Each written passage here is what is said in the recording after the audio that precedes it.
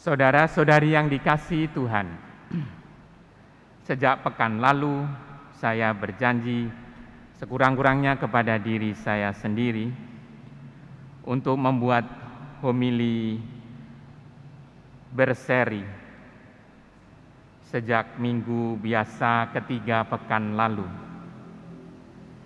Jadi homili ini semacam melanjutkan homili minggu lalu yang didengar oleh saudara-saudara kita di Kapel Stasi Yosafat. Saat kita diperkenalkan dengan maksud penulis Injil Lukas.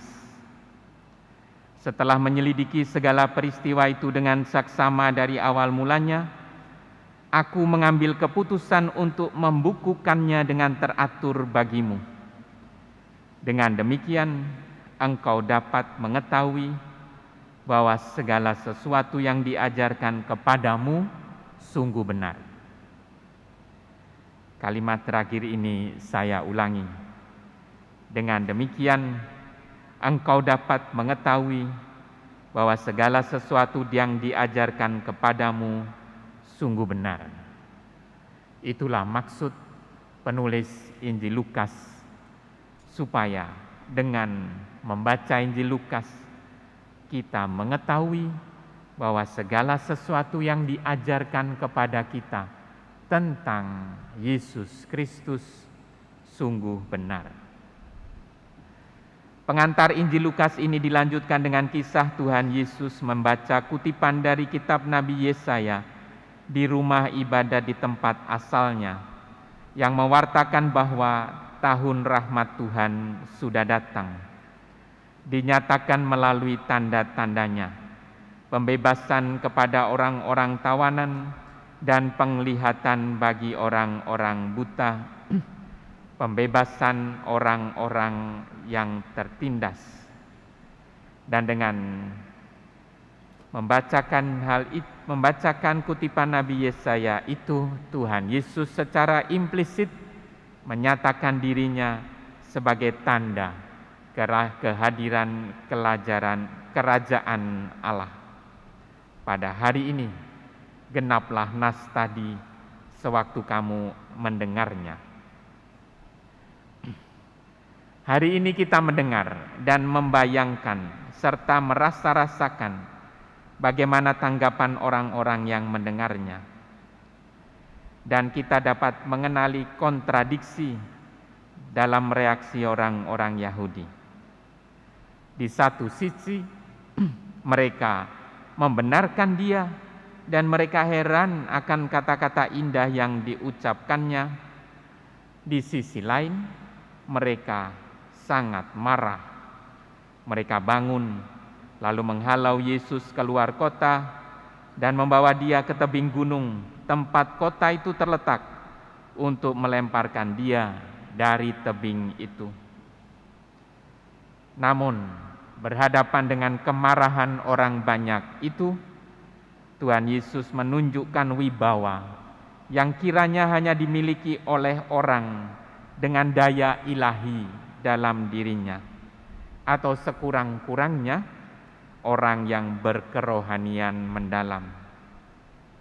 Ia berjalan lewat dari tengah-tengah mereka, lalu pergi. Sebagian ahli kitab suci sepakat dengan pembedaan ini. Jika Matius menulis Injilnya untuk orang-orang Yahudi yang menjadi Kristen, Lukas menulis untuk orang-orang Kristen dengan latar belakang non-Yahudi. Pembedaan yang sah dengan penjelasan yang masuk akal.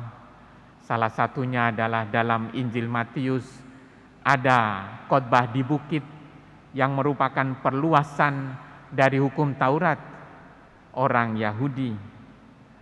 Di dalam Injil Markus, di dalam Injil Lukas banyak kisah-kisah tentang orang bukan Yahudi yang menjadi teladan orang beriman yang paling jelas dalam pengertian, dalam ingatan kita adalah kisah orang Samaria yang baik hati.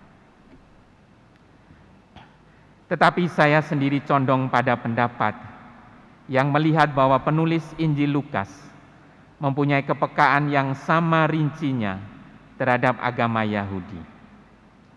Bacaan pertama yang diambil dari kitab Yeremia menunjukkan kedekatan ini.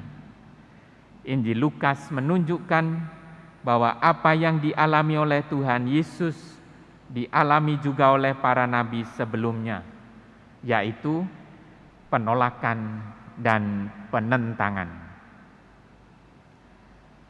Tetapi, bukankah hal yang sama kadang dan bahkan mungkin sering kita alami sebagai pengikut Kristus? Penolakan dan penentangan, kondisi yang boleh dikatakan sebagai ketidakadilan dan penindasan.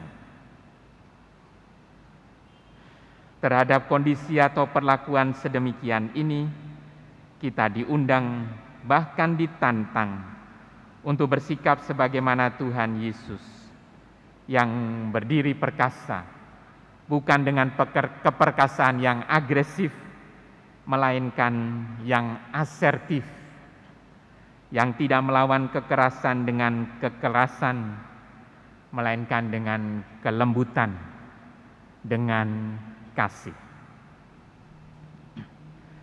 Bacaan kedua dari surat pertama Santo Paulus kepada jemaat di Korintus membahasakan sikap dasar kita sebagai murid-murid Tuhan Yesus dengan sangat indah.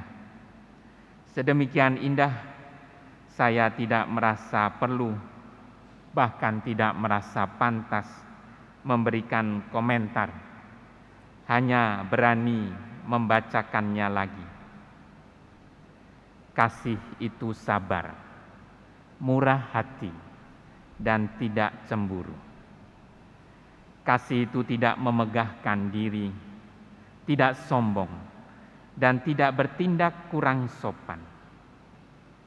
Kasih tidak mencari keuntungan diri sendiri, tidak cepat marah, dan tidak menyimpan kesalahan orang lain. Kasih tidak bersukacita atas kelaliman, tetapi atas kebenaran. Kasih menutupi segala sesuatu, percaya segala sesuatu, mengharapkan segala sesuatu, sabar menanggung segala sesuatu. Hidup dalam kasih berarti menghidupkan daya ilahi, menghadirkan daya hidup Tuhan Yesus dalam diri kita, yang memampukan kita tetap berdiri kokoh perkasa, lebih-lebih saat menghadapi penolakan dan penentangan, bahkan ketidakadilan dan penindasan. Padamu ya Tuhan, aku berlindung, jangan sekali-kali aku mendapat malu. Lepaskan dan luputkanlah aku oleh karena keadilan-Mu. Sendengkanlah telingamu kepadaku dan selamatkanlah aku. Amin.